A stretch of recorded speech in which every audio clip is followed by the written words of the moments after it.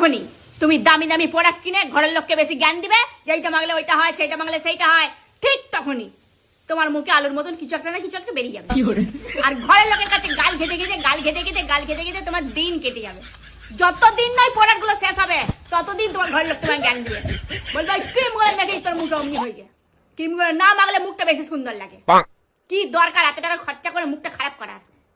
তুমি তাদেরকে কি করে বুঝাবে যেগুলো ক্রিম মেখে হয় না, এগুলো এমনি এমনিই হয়, সিজন চেঞ্জের জন্য হয়, বিভিন্ন কারণে হয়। ঠিক যেমন আমি আজকে এক গাদা প্রোডাক্ট রিসিভ করেছি আর আমার ঠোঁটে এইখানটায় জট ঠোঁটে বেরিয়ে গেছে, আর আমার বর আমাকে বলছে ওই লিপ বামটা মেখেছে বলে ওই ঠোঁটে এমনি বেরিয়ে গেছে। এখন আমি আমার বরকে কি করে বোঝাই যে এটা আমার জট ঠুটো, এটা লিপ বামটা মেখে বেরায় নাই। হ্যাঁ, আমরা মেয়েরাই প্রোডাক্ট কিনলেই আমাদের মুখের মালুর মতন কিচড় কিচড় বেরিয়ে যায়। কষ্ট আমরা কাদেরকে বোঝাবো?